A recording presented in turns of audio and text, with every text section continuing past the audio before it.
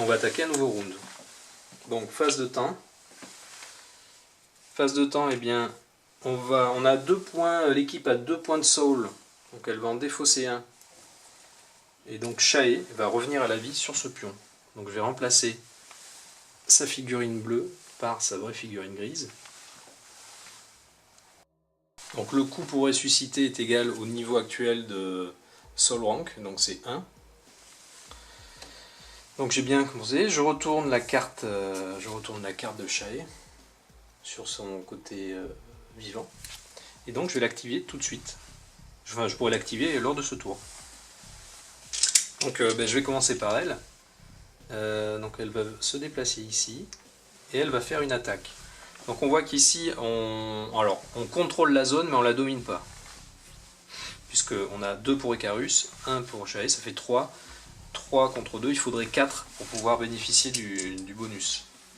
Ah oui, alors ce que je voulais... Ah mais oui, petite erreur, j'ai oublié au dernier coup, quand Icarus a attaqué, il peut utiliser la capacité bâche.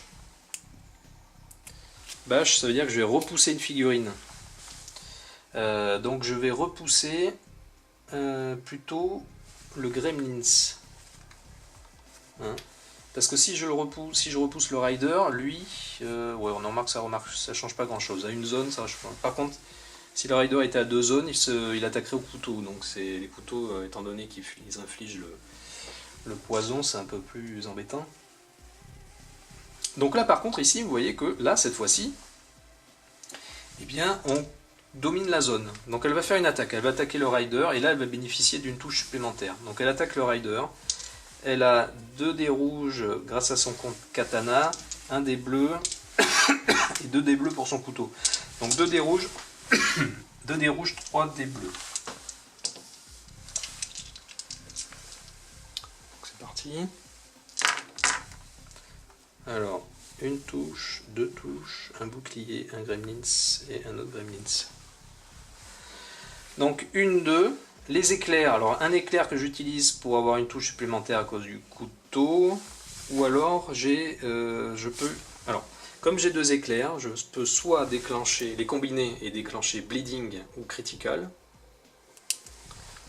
soit faire une touche supplémentaire ou létale. Létale 1.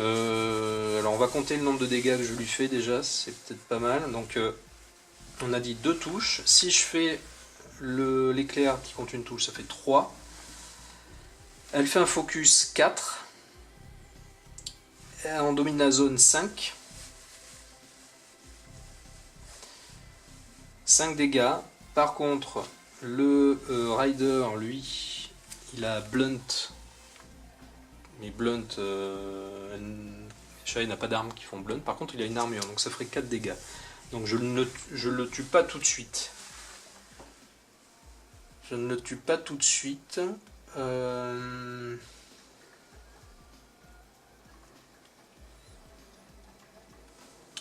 suis tenté de faire bleeding. Alors bleeding, ça veut dire qu'en fait les ennemis souffrent d'un dégât quand ils s'activent. Chaque fois qu'ils s'activent. Avant d'appliquer n'importe quel comportement. Bon, c'est pas mal ça. Alors, on va choisir, je vais prendre bleeding. Donc bleeding, ce sont ces pions.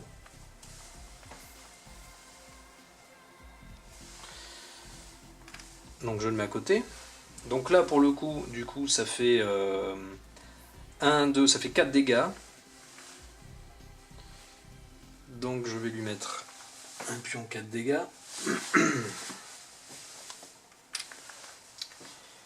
Et donc voilà, Shae s'est activée. Elle a utilisé une action de focus, mais elle va aussi essayer de le voler, ce Rider. Donc, puisqu'elle a 6 flings, donc on va, pour une action, gratuite d'ailleurs, je lance un dé rouge. Et si, voilà, donc si j'obtiens une touche, alors j'ai même 2 touches, eh bien on va voler. Alors dans le cas d'une figurine bleue, je lui vole 10 pièces, 10 couronnes. Bon voilà, 10 couronnes qui vont donc dans son escarcelle. Elle a fini de s'activer. C'est tout ce que j'ai à faire, je crois. Voilà. Donc ça s'arrête là. Une carte rencontre.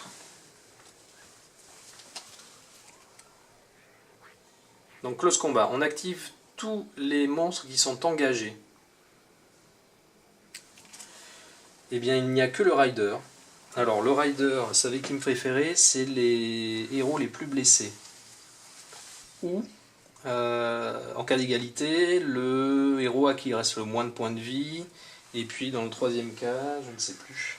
En tout cas, Icarus, ce qu'il va faire, c'est qu'il va se dévouer. Hein, donc, il va utiliser sa capacité Taunt pour être la cible préférée. Dans ce cas, donc, il va se faire attaquer. Donc, 2 dés rouges. Attaque de Sword, 2 dés rouges, et donc... alors j'ai oublié quelque chose, c'est que le Rider, quand il s'est activé, il doit prendre un dégât. Donc en fait, il était pas... Ah mais non, hop, je rembobine. Mon Rider avec 4 dégâts, donc quand on a Bleeding, il prend un dégât quand il s'active. Donc ça le fait monter à 5 dégâts et en fait il meurt. Oui, donc c'est bien ça, hein, j'ai revu la vidéo. Comme il a Bleeding, en fait, on inflige un dégât et on retourne ce pion. Donc on voit que Bleeding, l'effet Bleeding sera provoqué une seconde fois. Par contre, ça le fait monter d'un point, ça le fait monter à 5. Et du coup, comme il a 5 points de vie, eh bien, il meurt tout simplement. Donc ça c'est bien. J'ai même pas eu besoin de l'attaquer. Donc on va voir ce qu'on va faire après. Donc, lui, il va nous laisser... non, c'est pas lui. Il va nous laisser 10 couronnes sur la case. Il va dropper 10 couronnes et 1 point de soul. Voilà, donc on regagne. On est à 2 points de soul et 10 couronnes sur la case. Qui va pour en action gratuite récupérer. Donc au final on active Icarus, donc Icarus il va se déplacer et il va attaquer plutôt le Gremlins avec 2 dés rouges, 1 dé bleu. Donc une seule touche, pas d'effet. Donc il a une touche automatique, non il a une touche automatique, ça fait 2 touches, et d'autre part il va faire un focus pour ajouter, alors donc ça fait 1, 2, 3 touches pour l'action qu'il dépense pour faire un focus, 3 touches, et 4 touches puisqu'il domine. Donc le Gremlins il est résistant aux armes slash, c'est le cas, donc 4 touches, ça enlève une touche, ça fait 3 touches, il n'a pas d'armure, il n'a rien.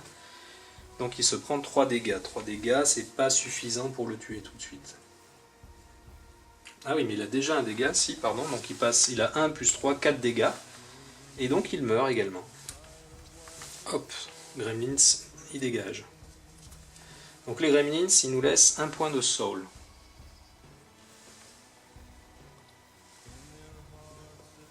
Voilà.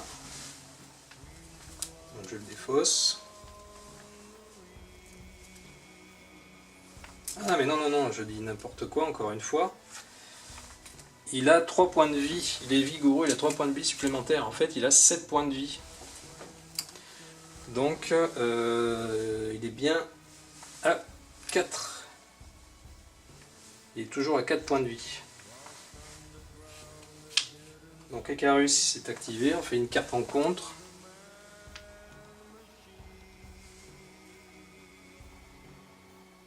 Donc on active tous les reines ennemis, sinon on active tous les monstres de niveau le plus bas sur le plateau, donc bien on va l'activer, le Gremlins.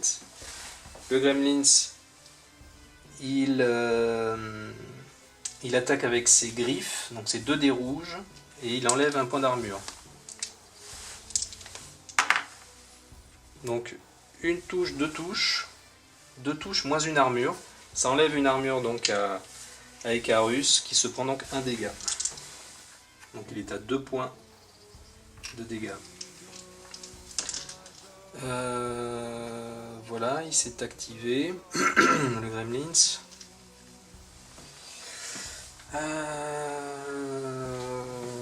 Donc là, vous voyez que son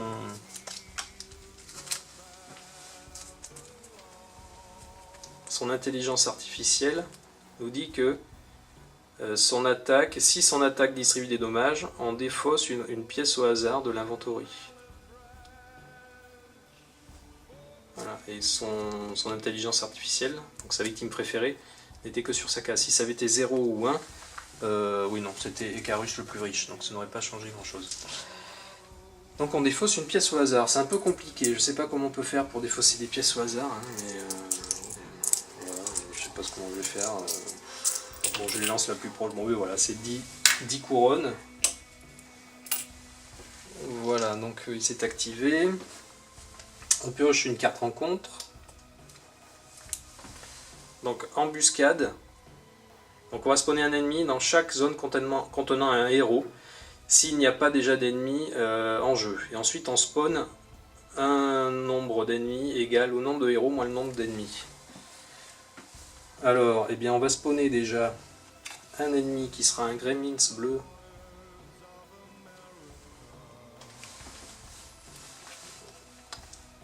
Plus classique. Donc là je vais l'affecter à Shay également. Dans la zone de Shay, ici j'en spawn pas.